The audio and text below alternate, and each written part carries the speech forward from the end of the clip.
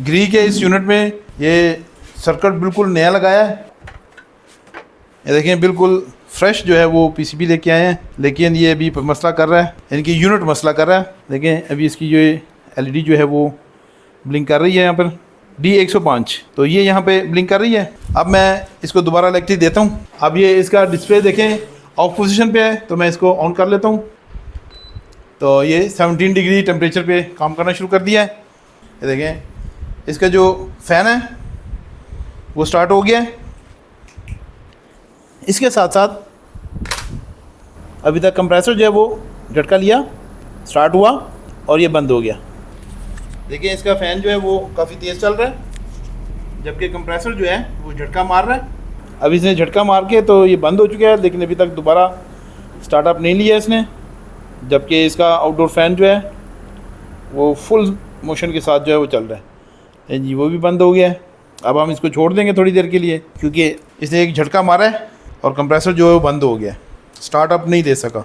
ले जी, ये जो है ना इसके डिस्प्ले पे जो है वो H5 का एरर जो है वो आ चुका है। तो एक ही दफ़ा स्टार्ट में जो है उसको समझ आ गई कि जो कंप्रेसर है वो स्टार्ट नहीं हो रहा है। अब यहाँ पे हमने देखना है कि ये किस चीज़ का फॉल्ट है, यानी ये जो नया पीसीबी आया है इसका फॉल्ट है, क्योंकि जो H5 है वो इसका भी फॉल्ट हो सकता है, ये आउटडोर पीसीबी का भी हो सकता है, और इसके साथ साथ जो ये कंप्रेसर है तो ये भी किसी वजह से ख़राब हो सकता है, जाम हो सकता है, तो इसकी वजह से भी जो है वो मसला आ सकता है। तो देखते हैं कि क्या मसला इसमें, तो चेक कर लेते हैं इसको प्रॉपर्ली जी। अब सबसे पहले मैंने क्या किया कि देखें ये इसके ऊपर कवर लगा हुआ है, तो इसके ऊपर UVW जो है वो लिखा हुआ है। तो मैंने क्या किया कि यहाँ पर इस चीज़ को कंफर्म किया है।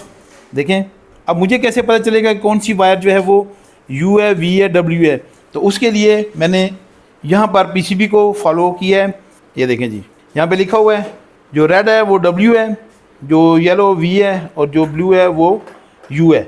अब अगर इस पैटर्न को मैं फॉलो करूं जो कि इस कवर के ऊपर लगा हुआ है, तो देखें W जो है वो नीचे है, तो W नीचे होने का मतलब है कि यहाँ पर राइट साइड पे जो पिन है ये W की है, मतलब यहाँ पे जो PCB है उसके मुताबिक रेड जो है वो W है, तो रेड आ गई। इस तरह से ब्लू जो है वो अपनी जगह पे लगी हुई है। देखें ब्लू जो है वो U है, तो बिल्कुल जी U पे लगी हुई है, और येलो जो है वो V है, तो वो V वाली पोजीशन पे लगी हुई है। तो ये हमें कंफर्म हो गया कि जो वायर कनेक्शंस हैं वो बिल्कुल प्रॉपर हैं, इनमें कोई भी इशू मौजूद नहीं है। अब यहाँ पर मल्टीमीटर के साथ जो है वो इस कंप्रेसर की हम वाइंडिंग की रेजिस्टेंस को चेक करेंगे। तो ओम्स मोड में हम इसको चेक करेंगे, तो किसी भी दो वायर्स में जो है वो रेजिस्टेंस पहले चेक कर लें। तो देखें मैंने ब्लू पे लगाया और दूसरा मैंने जो पिंक या रेड वायर है उसके ऊपर लगा दिया, तो ये 0.9 ओम्स इसकी वैल्यू आ रही है। अब ये वैल्यू जो है आपने नोट कर लेनी है कि जब आप इसको दूसरी वाइंडिंग पे चेक करेंगे तो इसको भी सेम होना चाहिए। देखें यहाँ पर 1 ओम तकरीबन वैल्यू आ रही है, 1.1 हो गया है, तो इतना डिफरेंस जो है वो चल जाता है, इतना मसला नहीं है। अब जो है वो हम इन दोनों के दरमियान भी चेक कर लेंगे।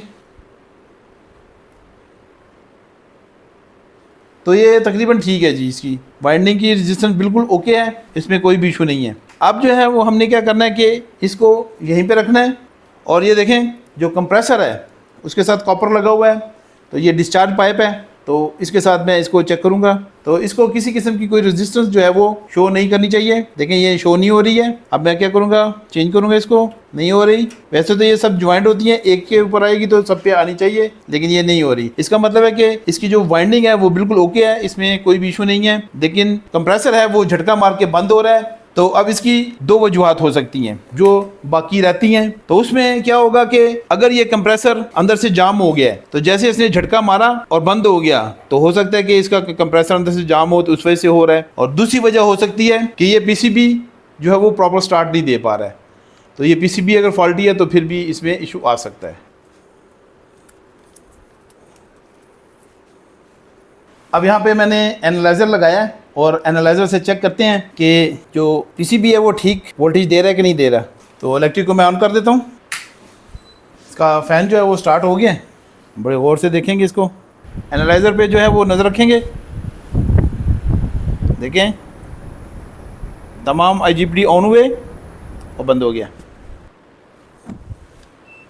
और साथ ही जो है वो H5 का एरर आ गया है। तो अब यहाँ पे ये कंफर्म हो चुका है कि इसका जो PCB है वो बिल्कुल ओके है, उसमें कोई भी इशू नहीं है। इसका कंप्रेसर मुझे लग रहा है कि जाम है, जिसकी वजह से इसमें प्रॉब्लम है। अब यहाँ पे इसका लास्ट टेस्ट करेंगे। तो मेरे पास ये दूसरा कंप्रेसर मौजूद है, हालांकि उससे छोटा है लेकिन ये यूनिवर्सल टाइप होता है, तो इस वजह से इसके स्टार्टिंग के जो चांसेस हैं वो ज़्यादा हैं। तो मैंने इलेक्ट्रिक लगा दिए। अब जो है इसको ऑन कर देते हैं। ऑन किया मैंने, ऑटो स्टार्ट हो चुका है। इसका फ़ैन जो है स्टार्ट हो गया।